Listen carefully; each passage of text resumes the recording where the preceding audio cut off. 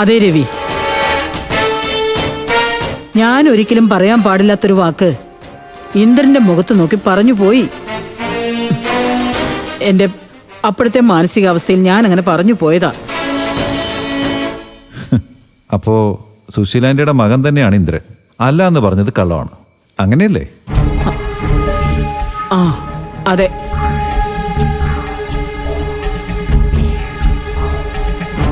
Anti ചെയ്തത് വലിയ തെറ്റാ. ഇന്ദ്രൻ അത് പൊറുക്കാൻ കഴിയുകയാണെങ്കിൽ അത് ആന്റിയുടെ ഭാഗ്യമായിരിക്കും. ഇന്ദ്രന് ക്ഷമിക്കാതിരിക്കാൻ കഴിയില്ല രവിയേട്ട. അവൻ അമ്മയില്ലാതെ മുന്നോട്ട് പോകാൻ കഴിയുമെന്ന് രവിയേട്ടന് തോന്നുന്നുണ്ടോ? അവനിപ്പോ അമ്മ അതൊന്ന് തിരുത്തി പറയാൻ വേണ്ടി കാത്തിരിക്കാവും. അവൻ ക്ഷമിച്ചാലും സുശീലാന്റി ചെയ്ത തെറ്റല്ലാതാവൂ. പക്ഷേ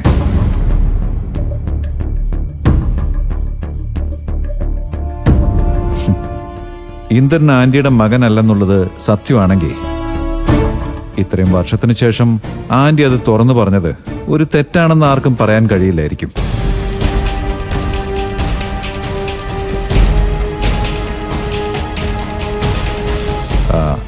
അത് പറയാതിരിക്കായിരുന്നു എന്ന് എല്ലാവരും പറയും. കാരണം സത്യം വിളിച്ചു പറയുന്നത് ഒരു തെറ്റല്ലല്ലോ.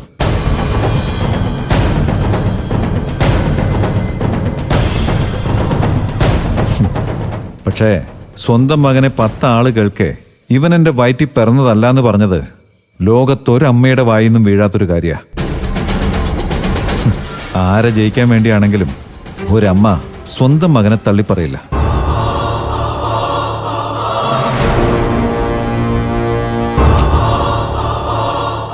മതി രവിയേട്ട, നിങ്ങളെ ഒരുപാട് കാട് കയറണ്ട. ആന്റിയുടെ തെറ്റ് ആന്റി സമ്മതിച്ചു. ആ തെറ്റേ ആന്റി തന്നെ തിരുത്താനും തയ്യാറാ. നമ്മളെ അത് ചർച്ച ചെയ്ത് ബാക്കിയുള്ളവരെ കൂടി അറിയിക്കാതിരുന്നാൽ മാത്രം മതി.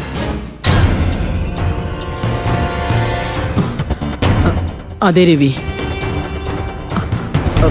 കുഞ്ഞമ്മയെ പോലുള്ളവർ ഇതൊക്കെ അറിഞ്ഞാ ആവശ്യമില്ലാത്തതൊക്കെ പറഞ്ഞുണ്ടാക്കും. അത് വേണ്ട.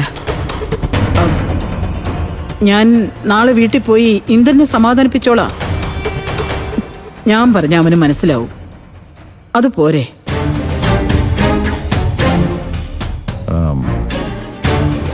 നിങ്ങൾ അമ്മയും മകനും തമ്മിലുള്ള പ്രശ്നത്തിൽ ഇടപെടേണ്ട കാര്യം ഞങ്ങൾക്കില്ല. ആന്റി ഇന്ദ്രനും എന്നും ഒരുമിച്ച് പോകണമെന്നേ ഞാൻ ആഗ്രഹിച്ചിട്ടുള്ളൂ. ഇതെല്ലാം കേട്ടപ്പോൾ ഒരു വിഷമം തോന്നി. ഞാൻ അതുകൊണ്ട് പറഞ്ഞതേ ഉള്ളൂ. ശരി, നമുക്കേ ഈ വിഷയം ഇവിടെ നിർത്താം. എന്നിട്ട് എല്ലാവർക്കും കൂടി ഒരുമിച്ചിരുന്ന് അത്താഴം കഴിക്കാം. ആന്റി വാ. രവിയേട്ടൻ വരുന്നില്ലേ? ആ, ഞാൻ വന്നോളാം, നിങ്ങൾ ചെല്ല്.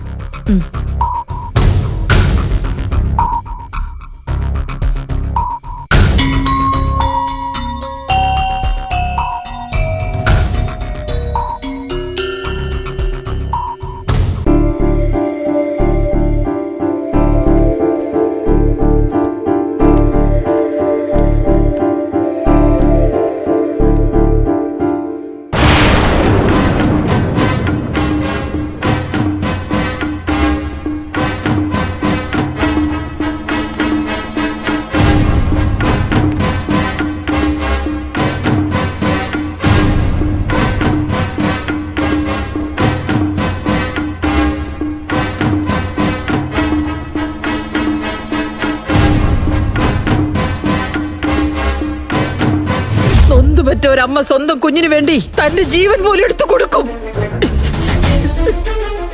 പക്ഷേ പെറ്റമ്മയല്ലാതെ ഒരാളത് ചെയ്യുവോ? സ്വന്തം രക്തത്തിൽ പിറക്കാത്ത ഒരു കുഞ്ഞിന് വേണ്ടി ഏതെങ്കിലും ഒരു പെണ്ണത് ചെയ്യുവോ? അമ്മ സുശീലേ, നീ എന്തൊക്കെ ഭ്രാന്തായി വിളിച്ചു പറയുന്നത്? ഭ്രാന്തല്ല മാഷേ, നല്ല ബോധത്തോടുകൂടി സുശീല പറയുന്നേ.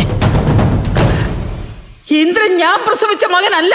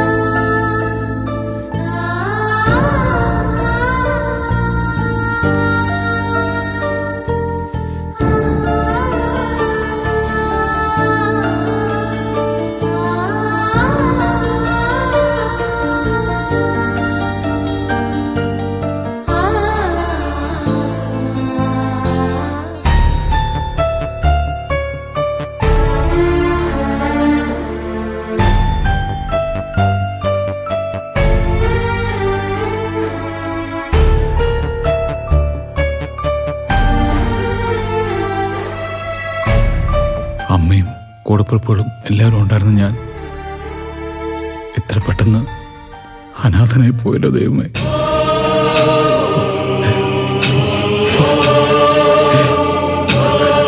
എന്റെ മുഖത്ത് നോക്കി അമ്മയ്ക്ക് എന്നെ പറയാൻ തോന്നിയല്ലോ.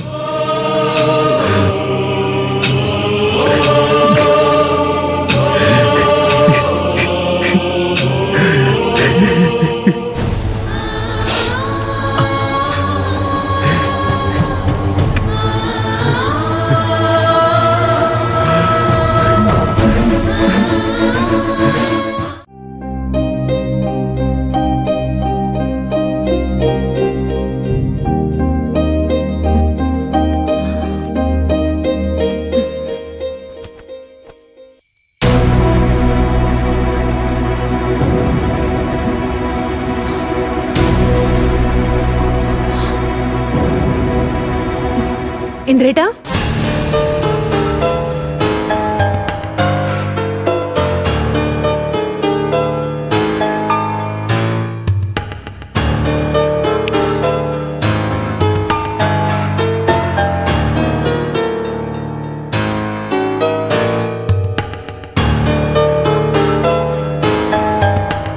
ഇന്ദ്രേട്ടനത് എവിടെ പോയി?